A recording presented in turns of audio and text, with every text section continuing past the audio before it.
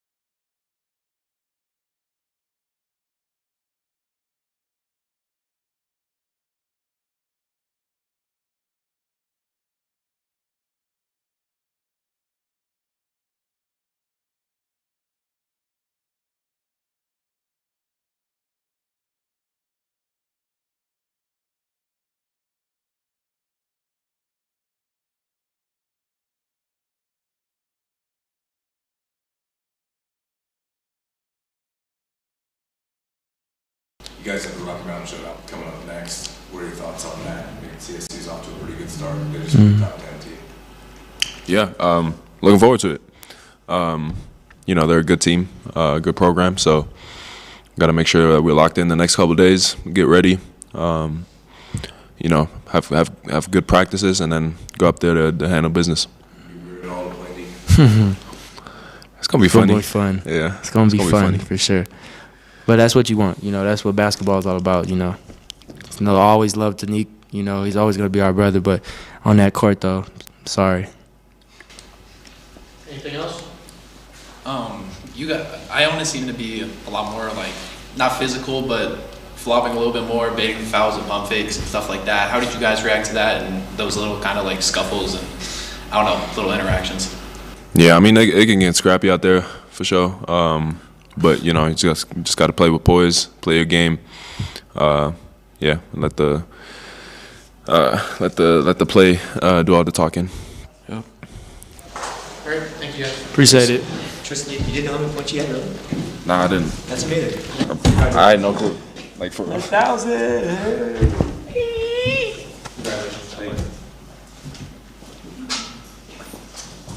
So just center court. You're about 15 minutes or so. Or whenever you're at tomorrow. Thank you.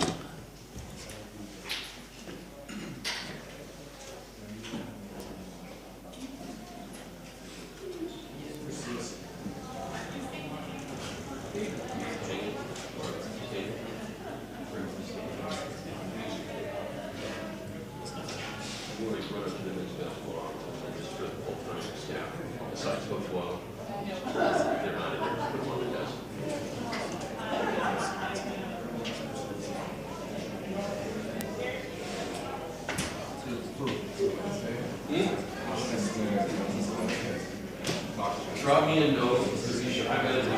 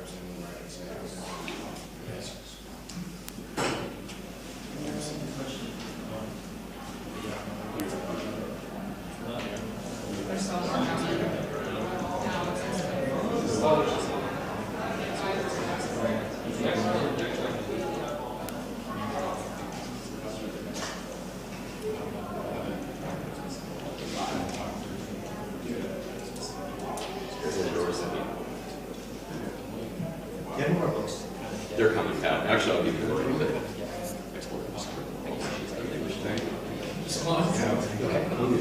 That's true.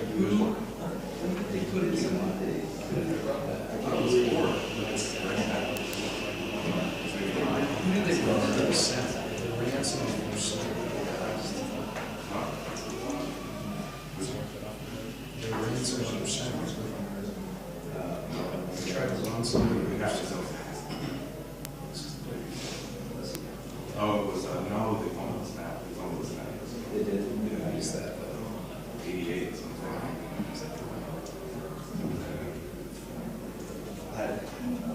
There's a drive, yeah.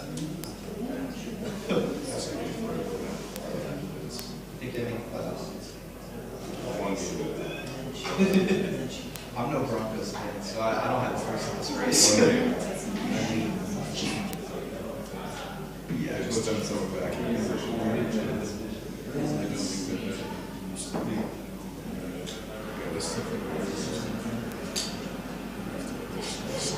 I follow a few Bills fans on Twitter, and they're all like, "Today's the day we get it right." Like, I don't know, man. Philadelphia's really good.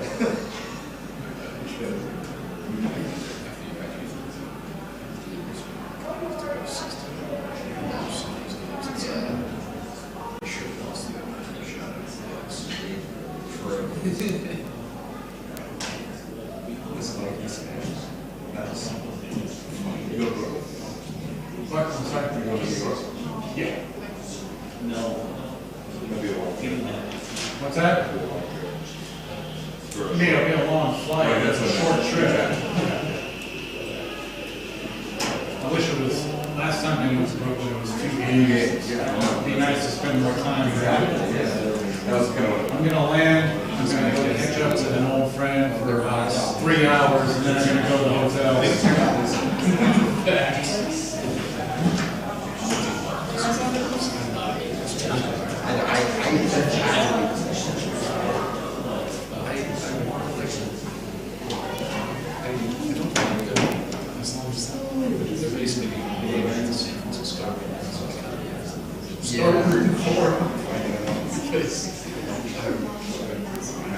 Anything in San Francisco. I watched Dallas first.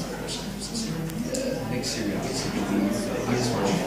I watched them cancel the Super I'd be happy.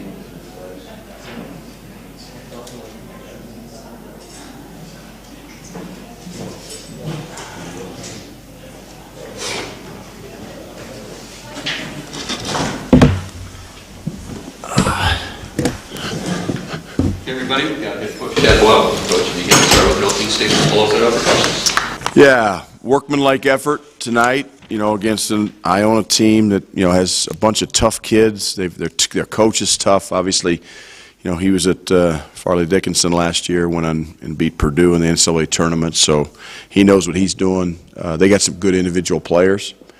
Obviously, I think our depth warmed down a little bit, and offensively, you shoot 61% from the field, you feel pretty good about things. So it was a great night, from that standpoint. And once we strung together stops in the second half, we blew the game open. But we talked about, I was like a broken record at media timeouts about stringing stops together, because we would get one or maybe get two, and then they'd score, 4 times in a row. We talked about it at halftime. They came out of halftime, scored out of, I think, 5 of their first 7 possessions. So once we figured that out and we made that happen, we got the game under control. But a lot of good things out there, 5 guys in double figures and some good individual performances. Overall, I was pretty pleased.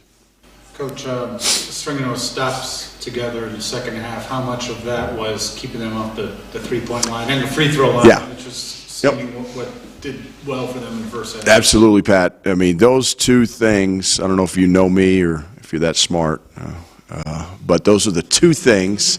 Those are the two things we talked about at halftime. We talked about guarding the three-point line, because they had 5 threes at halftime, and we talked about keeping them off the foul line, because their guys are really good at faking to start the possession, getting you off your feet, getting by you, and even more so at the end of the possession where they come to a jump stop, they shot fake. If you're first off the floor, they're jumping right into you, and they're getting the call. So even if you're vertical, which by rule you can do, but it's just they're very good at that.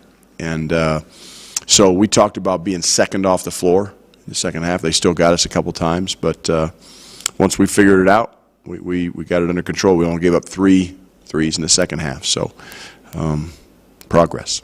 Coach, what does it mean to you personally, I guess, to see Tristan go over 1,000 points for his career? Yeah, it's a testament to him and obviously being here for a while, being very efficient. What I loved about Tristan's game is the efficiency. I look at his line, I look at Cody's line, and those guys, I mean, Tristan was 6 for 7 from the field, 3 for 3 from 3. Like, he was really, really efficient tonight. Again, it took us about 13 minutes in the first half to get him his first look. I talked to our guys, our guards, especially on the bench, like, we have to get him more involved in our offense early. And not that he has to hunt shots, but we got to try to get him, the ball and get him shots, and if we can, and at least get the ball in his hands where he can make a play. And so it's because the main thing that makes us hard to guard, I think, is our multiple guys that can score the ball, multiple guys that can make plays. And if it's just 1 or 2 guys, they can key on them and take them out, and then we're in trouble. We got multiple guys that can do it. Tristan's one of them. Cody's one of them. Obviously, KJ makes plays. Julian played well tonight, shot the ball well. So, but Tristan going over 1,000 points, no kid deserves it more than him because he is the epitome of unselfishness and a team player. So, really happy for him. Very proud of him. It felt like that was one game where Iona watched how you guys handled pressure against Florida State, Mm-hmm. and then wanted to kind of give you another dose of it. Yep. How do you feel like you handled it? At times we handled it well. I thought we were pretty strong with the ball in the double teams. We talked about really coming to meet passes. We knew that they were going to press and pressure us, and they did. And I thought we handled. We only had 9 turnovers up until like 3.5 minutes to go in the game, I think. And then we had 4 in a row, so it got us to 13. We wanted to be 11 or fewer. But I thought our guys did a good job because we wanted to attack their pressure, especially in the full court. And once we broke the press, we wanted to attack the basket for layups. And we did that. We did a good job of that for most of the game. So overall, I was pretty pleased. Again, we went 4 possessions in a row where we turned it over. And if that happens on Wednesday, it'll be a run that we may not be able to stop. So we got to make sure we are more consistent with that. KJ was pretty hard on himself after the Florida State game. But another guy that had another efficient game. Yep. Was it kind of good to see him on a relatively short turnaround Yeah. together the effort he did Yeah, today. KJ knows. The thing I appreciate about KJ, especially this year, is just his maturity level. When I talked to him after the Florida State game, I talked about the fact that, life is about 10% about what happens to you and 90% how you react to it, and how he reacted to that game with his teammates, with his coaches, with, I think, even himself, was really positive and good. So it hurt, it stung. He wasn't proud of it, wasn't happy with it, but that's what's nice about playing again a few days later, is he got that out of his system. And we know how good and talented KJ can be, but when he's efficient and he gets other guys involved and he's still aggressive, finding that balance is a key for him. Dug into the bench a little bit more tonight. It felt like Bangot Dak had a really nice stint in the first half. What do you think of the way that he played? Really proud of Bangot. He made the most of his minutes. We used the bench by design tonight, more because of how I felt after the practices after Florida State, after the Florida State game. When you lose a game you shouldn't have lost, which is how we look at the Florida State game. It's imperative that your bench players understand that practice still matters, and that what they do on a day-to-day basis matters.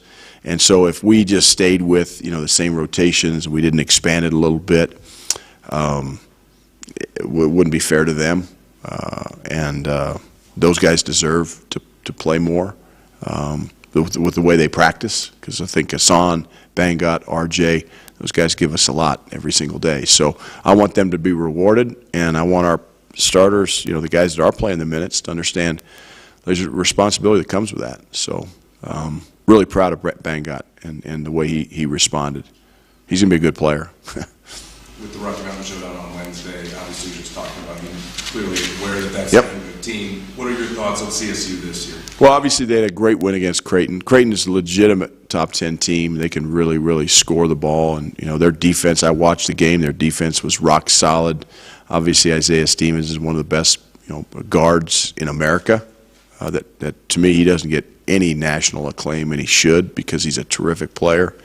They're tough. They're well coached. If you look at their offense and their efficiency, not just against Creighton, but every team they've played, CSU's they got good players, and it's not going to be easy going up there. We know the environment's not going to be easy, but then playing Colorado State and the players that they have is not going to be easy either, because they are laying in the weeds for us. I know that. I know what we're heading into. Now it's our job as coaches to make our players understand it. Go up there, play with poise, play with confidence, let our play do the talking, not getting into verbal stuff on whether it's social media or whether it's in the arena, not listening to fans, blocking that stuff out. If we do that, it should be a hell of a game. How do you prepare the guys maybe for the environment? This will be the only true road game, even the Florida State game in Florida. Yeah, I mean, some of our veterans know, that's the one thing about playing in the Pac-12. They know what it's like to go on the road. We know what it's like to go to McHale in Arizona and, have that kind of environment. So, or other road games that we've had, that one comes to mind, obviously, because it's the best in the Pac-12 in my mind. But so the veterans should know. Now it's our job to get the new guys to understand that. And, Eddie's played in the Big 12. He knows what hostile environments are like. So it's nothing we can't handle, but we just have to understand it. We can't get caught up in the emotion of it. Again, I say I want our players to play with emotion, but not be emotional. Tonight, it got a little heated at times, and we got to play with great poise when that happens. Anything else? Thank you. Thanks, Coach.